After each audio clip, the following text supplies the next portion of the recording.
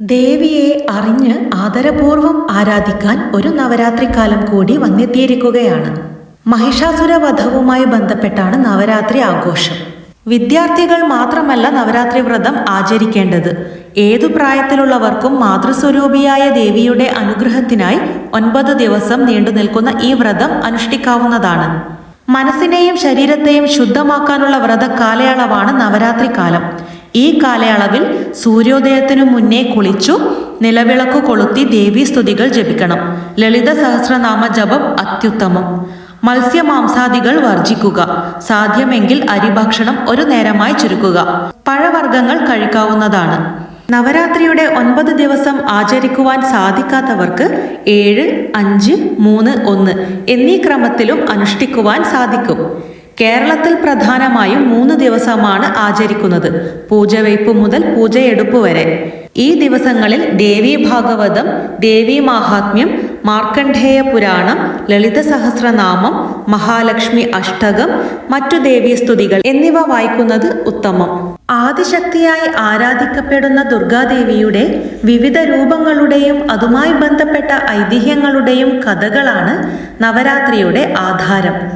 മഹിഷാസുരനും ചണ്ഡമുണ്ഡന്മാരും മധുവും കൈഡഭനും ശുംഭനിശുംഭന്മാരും രക്തബീജനുമൊക്കെ ഉൾപ്പെടുന്ന ആസുര ശക്തികളെ നിഗ്രഹിക്കാൻ പരാശക്തി അവതാരങ്ങൾ കൈക്കൊണ്ടു എന്ന് ദേവീ മാഹാത്മ്യത്തിൽ വിശദമാക്കുന്നു. ആദ്യ 3 ദിവസങ്ങളിൽ ദുർഗാദേവിയെയും അടുത്ത 3 ദിവസങ്ങളിൽ ലക്ഷ്മിയെയും അവസാന ദിവസങ്ങളിൽ സരസ്വതിയെയുമാണ് ഭജിക്കുന്നത്. 10ാമത്തെ ദിവസമായ വിജയദശമി ഈ 3 ഗുണങ്ങൾക്ക് മേലുള്ള വിജയമായി ആഘോഷിക്കപ്പെടുന്നു. നവരാത്രിയുടെ 8ാം ദിവസമാണ് ദുർഗാഷ്ടമി. ദുർഗയ്ക്കായി സമർപ്പിതമായ ദിവസം. മഹിഷാസുര നിഗ്രഹത്തിനായി ഭഗവതി അവതരിച്ച ദിവസം.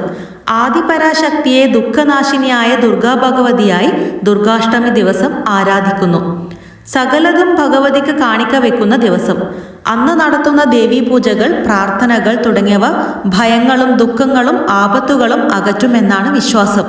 ദുർഗാഷ്ടമി നാളിൽ വൈകുന്നേരം തൊഴിലാളികൾ പണിയായുധങ്ങളും എഴുത്തുകാരും ഉദ്യോഗസ്ഥരും പേനയും കുട്ടികൾ പാഠപുസ്തകങ്ങളും ഭഗവതിക്ക് മുന്നിൽ സമർപ്പിക്കണമെന്നാണ് വിശ്വാസം. അതിനാൽ ഈ ദിവസത്തിന് ആയുധ പൂജ അല്ലെങ്കിൽ പൂജവെപ്പ് എന്ന പേരും ലഭിച്ചു. പൂജവെപ്പിന്റെ 2ാം ദിനമാണ് മഹാനവമി. പ്രാർത്ഥനകളും പൂജകളും ക്ഷേത്ര ദർശനവും നടത്താൻ വിശേഷപ്പെട്ട ദിവസം.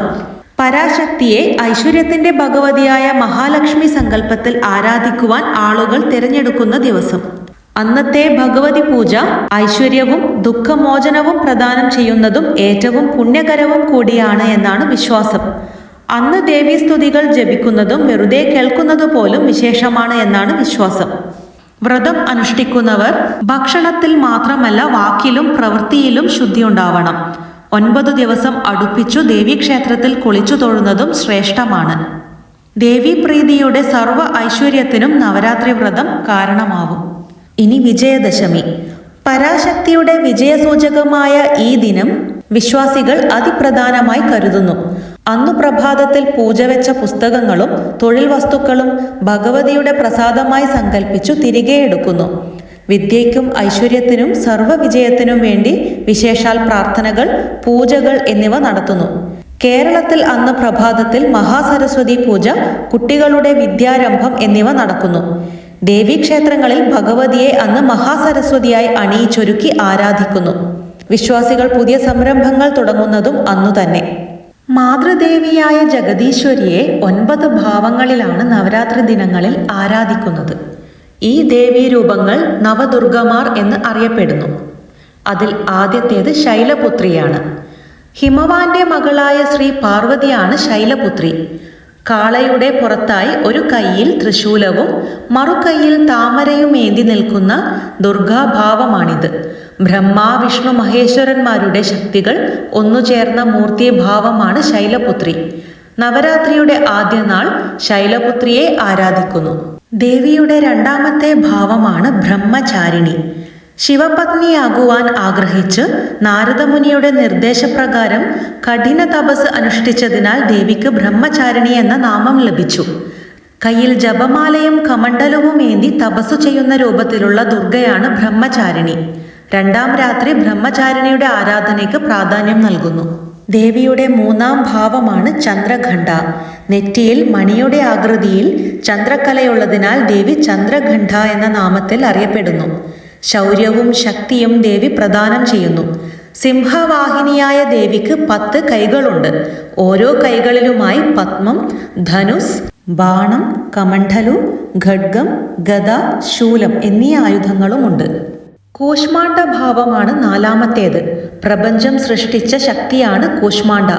8 കൈകളിലായി ദേവി താമര, വിവിധ ആയുധങ്ങൾ, ജപമാല മുതലായവ ധരിച്ചിരിക്കുന്നു. സിംഹവാഹിനിയായ കൂശ്മാണ്ഡ ദേവിയുടെ ആരാധനയ്ക്കായി നവരാത്രിയിലെ 4ാം ദിനം സമർപ്പിക്കപ്പെട്ടിരിക്കുന്നു. 5ാമത്തേത് സ്കന്ധമാത. ബാലമുരുകനെ മടിയിലിരുത്തി അനുഗ്രഹം തൂകുന്ന ദിവ്യരൂപമാണ് 5ാം ദിനത്തിലെ ആരാധനാമൂർത്തി. സ്കന്ദൻ അഥവാ മുരുകന്റെ മാതാവായതിനാൽ ദേവിയെ സ്കന്ദമാത എന്ന് വിളിക്കുന്നു. 4 കൈകളും 3 കണ്ണുകളുമുണ്ട് ഈ ദേവിക്ക്. ദേവിയുടെ 6ാമത്തെ ഭാവമാണ് കാത്യായനി. കാത്യായന ഋഷിയുടെ പുത്രിയായി അവതരിച്ച ദേവിയാണ് കാത്യായനി. നവരാത്രിയിലെ 6ാം ദിനം കാത്യായനിയുടെ ആരാധനയാൽ മഹത്വപൂർണമാകുന്നു. 7ാം ഭാവമാണ് കാളരാത്രി.